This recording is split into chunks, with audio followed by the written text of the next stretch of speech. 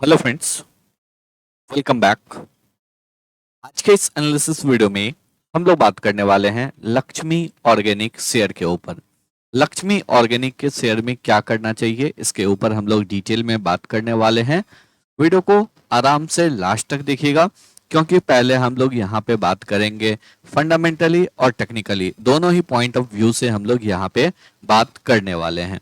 In case अगर आपको भी किसी स्टॉक का एनालिसिस चाहिए तो आप कमेंट बॉक्स में पोस्ट कर सकते हैं, और जिस भी स्टॉक पे जो है आपको मेजोरिटी ऑफ द कमेंट्स आएगा उस स्टॉक के ऊपर आपको एनालिसिस वीडियो मिलता रहेगा। तो चलिए अब हम लोग बात करते हैं लक्ष्मी ऑर्गेनिक शेयर के ऊपर। स्टॉक में आज भी हम लोगों को 0.2% का गिरावट देखने को मिला। स्टॉक करंटली 296 के लेवल पे ट्रेड कर रहा है, और लास्ट 1 मंथ की अगर बात करेंगे तो स्टॉक में एक अच्छा उछाल देखने को मिल रहा था, बट वापस से स्टॉक में गिरावट हुआ और अभी स्टॉक जो है आपको 0.9% की तेजी के साथ 296 के लेवल पे ट्रेड कर रहा है। तो चलिए आगे हम लोग बात करते हैं कंपनी के फंडामेंटल और साथ ही साथ टेक्निकल एनालिसिस पे। सबसे पहले हम लोग कंपनी के फंडामेंटल एनालिसिस पे बात करते हैं। जो कंपनी फंडामेंटली किस लेवल पे है, क्या जो कंपनी का वैल्यूएशन है वो ज्यादा तो नहीं है? अगर है तो फिर हम लोगों को कैसे प्लान करना चाहिए? ऑलरेडी पोर्टफोलियो में है तो क्या करना चाहिए? सभी पॉइंट्स को ध्यान से आपको समझना है। लेकिन अगर अभी तक आप लोगों ने टेलीग्राम ग्रुप को ज्वाइन नहीं किया है तो टेलीग्राम ग्रुप को भी ज्वाइन कर लीजिए, क्योंकि यहाँ पे हम लोग रेगुलर बेसिस पे इंपॉर्टेंट अपडेट पोस्ट करते रहते हैं। आज भी अगर देखेंगे तो टोरेंट पावर के ऊपर 1906 के लेवल पे हम लोगों ने पोस्ट किया था। उसके बाद स्टॉक में एक शानदार तेजी देखने को मिला, तकरीबन जो है 2% ऊपर, और जिस लेवल पे पोस्ट किया था उससे भी आपको तकरीबन 40-45 पॉइंट ऊपर स्टॉक आपको ट्रेड किया। तो इसी तरह से लगातार जो है निफ्टी हो, बैंक निफ्टी हो, स्टॉक्स हो, सभी लेवल्स को हम लोग रेगुलर बेसिस पे अपडेट करते रहते हैं, जहां पे भी एक अच्छा अपॉर्चुनिटी देखने को मिल सकता है। और इन केस अगर आप खुद से ट्रेड नहीं कर पा रहे हैं तो फिर आप प्रीमियम ग्रुप को भी ज्वाइन कर सकते हैं, जहां पे कि आपको एग्जैक्टली गाइड किया जाएगा कौन से स्टॉक को बाय करना है, कौन से लेवल पे बाय करना है, क्या स्टॉप लॉस होने वाला है, क्या टारगेट होने वाला है। एवरीथिंग आपको डिटेल में बताया जाएगा। तो सारा डिटेल जो है आपको टेलीग्राम ग्रुप पे अवेलेबल है, और टेलीग्राम और ट्विटर का लिंक डिस्क्रिप्शन बॉक्स में है। लक्ष्मी ऑर्गेनिक शेयर के ऊपर अगर बात करेंगे तो कंपनी का मार्केट कैप जो है 8197 करोड़ का है, यानी कि एक स्मॉल कैप कंपनी है। अगर बुक वैल्यू की बात करेंगे 65 है, और करंट मार्केट प्राइस है 296, यानी कि अपने बुक वैल्यू से तकरीबन जो है कंपनी 4.5 टाइम्स ऊपर ट्रेड कर रहा है। लेकिन अगर यहाँ पे सबसे इंपॉर्टेंट देखेंगे तो स्टॉक का पी काफी ज्यादा है, 70.3 का है। 70 का पी जस्टिफाइड है अगर आपको यहाँ पे रिटर्न ऑन कैपिटल एम्प्लॉयड जो है 20 के ऊपर रहता, 25 के ऊपर रहता, तो हाई वैल्यूएशन जो है आपको देखने को मिल सकता है। लेकिन यहाँ पे आपको 10 के नीचे रिटर्न ऑन कैपिटल एम्प्लॉयड है, 10 के नीचे जो है आपको रिटर्न ऑन इक्विटी है, बट फिर भी स्टॉक का पी 70 के लेवल पे है। तो ये कहीं ना कहीं आपको एक ओवर वैल्यूएशन शो कर रहा है। साथ ही साथ अगर बात करेंगे तो इंडस्ट्री का जो पी है वो 40 का है, तो ऑलमोस्ट इंडस्ट्री के पी से 70% ऊपर पी जो है आपको इंडस्ट्री पी के 1.7 टाइम्स पे जो है आपको लक्ष्मी ऑर्गेनिक अभी ट्रेड कर रहा है। अपने 10 इयर्स के एवरेज पी के ऊपर भी जो है लक्ष्मी ऑर्गेनिक आपको ट्रेड करता हुआ दिख रहा है। अगर हम लोग यहाँ पे बात करेंगे सेम सेक्टर में इसके जो कॉम्पिटिटर कंपनी है HSCL, यहाँ पे HSCL का पीई भी 73 का है, लेकिन अगर यहाँ पे रिटर्न ऑन इक्विटी देखेंगे HSCL का 15.7 का है। साथ ही साथ आपको कंटिजेंट लाइबिलिटीज भी कम है, 32,000 करोड़ का मार्केट कैप है, कंपनी को लगातार ऑर्डर मिल रहा है।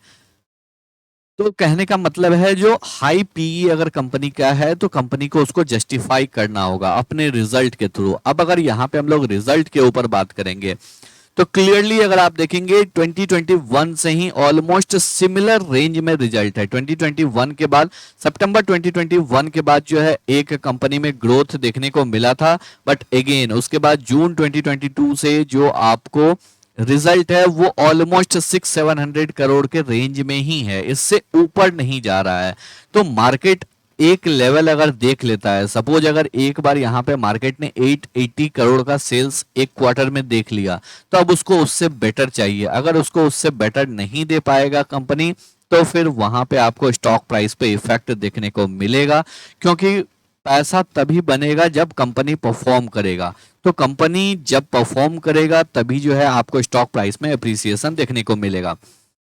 यहाँ पे अगर देखेंगे 82 करोड़ 70 करोड़ का प्रॉफिट कंपनी कर रहा था, वो अब 44 करोड़ 34 करोड़ के प्रॉफिट पे आ चुका है। अर्निंग पर शेयर यहाँ पे 3.1 का था, 2.65 का था, वो अब यहाँ पे 1.61 1.24 का है।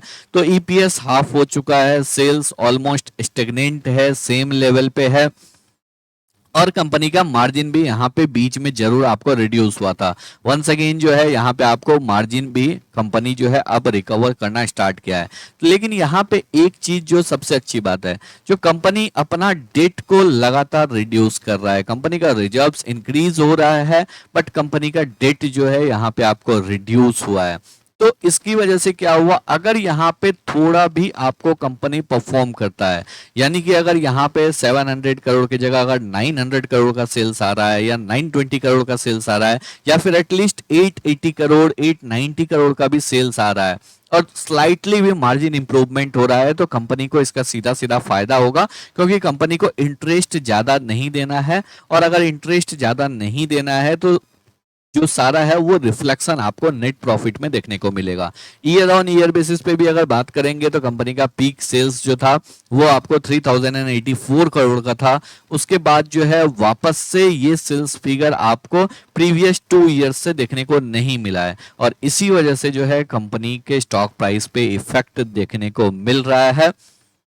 लेकिन एक चीज आपको जरूर ध्यान रखना है, जो अगर यहाँ पे मार्केट को थोड़ा सा भी लगता है जो कंपनी यहाँ पे इस क्वार्टर में अच्छा परफॉर्म करेगा, तो कंपनी के रिजल्ट आने से पहले जो है मार्केट प्राइस को ऊपर लेके चला जाता है। यानी कि मार्केट जो है पहले आपको प्राइस एप्रिसिएशन दे देता है। तो वो कैसे पता चलेगा, वो पता चलेगा टेक्निकल एनालिसिस से। तो टेक्निकल एनालिसिस में हम लोग देखेंगे कौन कौन सा लेवल इंपॉर्टेंट होने वाला है। फिलहाल अगर हम लोग यहाँ पे देखेंगे तो प्रोमोटर का होल्डिंग अभी भी अच्छा है, 69.55% का होल्डिंग है। कोई भी स्टॉक जो है, कोई भी कंपनी प्रोमोटर का शेयर प्लेज नहीं है। एफआईआई का होल्डिंग यहाँ पे जरूर 1% के ऊपर गया है, लेकिन at the same time DI का होल्डिंग डिक्रीज हुआ है। रेस्ट आपको यहाँ पे पब्लिक का शेयर होल्डिंग जो है इंक्रीज होता हुआ दिख रहा है।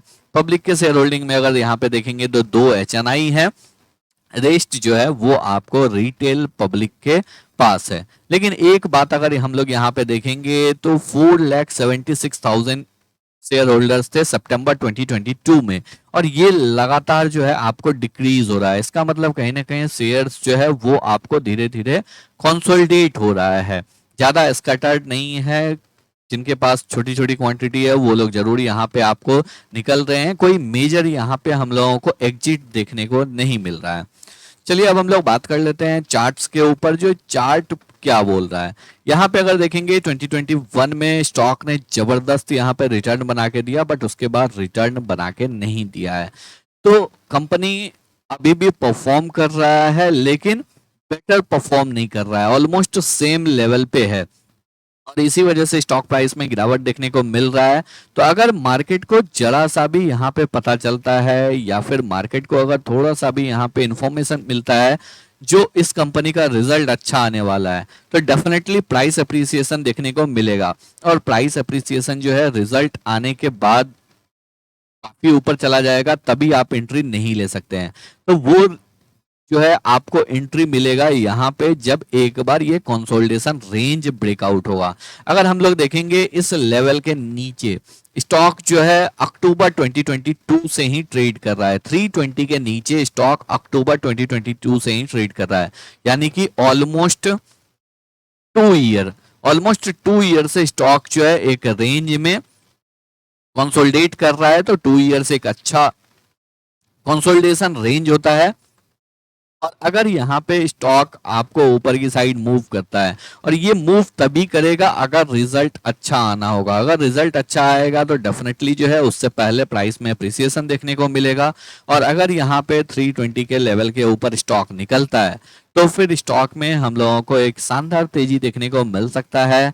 स्टॉक जो है यहाँ पे आपको 400 के लेवल तक जा सकता है। इसके ऊपर अगर निकलता है तो फिर 500 का लेवल और फिर 600 का भी लेवल देखने को मिल सकता है, क्योंकि अल्टीमेट लेवल जो है यहाँ पे आपको 600 तक का एक शानदार तेजी दिख सकता है, क्योंकि यहाँ पे स्टॉक जो है बड़े टाइम फ्रेम में ये एक राउंडिंग बॉटम पैटर्न का जो है फॉर्मेशन कर सकता है। और राउंडिंग बॉटम पैटर्न का अगर जब भी फॉर्मेशन होता है तो पहला टारगेट होता है नेकलाइन का, और दूसरा टारगेट होता है जब ब्रेकआउट हो जाता है। अगर आपको लाइव एग्जांपल देखना है तो आप जाके मंथली बेसिस पे IEX का चार्ट देख सकते हैं, जहां पे कि राउंडिंग बॉटम पैटर्न फॉर्मेशन में है, और उस चार्ट को भी काफी पहले 160 के लेवल पे ही हम लोगों ने पोस्ट किया था। तो यहाँ पे अगर आपके पास होल्डिंग है तो थोड़ा सा पेशेंस रखें। फ्रेश बाइंग करना चाहते हैं, ब्रेकआउट का वेट करें 320 के लेवल के ऊपर। आई होप आप लोगों को सभी पॉइंट्स जो है बिल्कुल अच्छे से क्लियर हो गए होंगे। तो अगर आप लोगों को वीडियो पसंद आया हो, एनालिसिस अच्छा लगा हो, वीडियो को लाइक करके चैनल को सब्सक्राइब जरूर कर लें।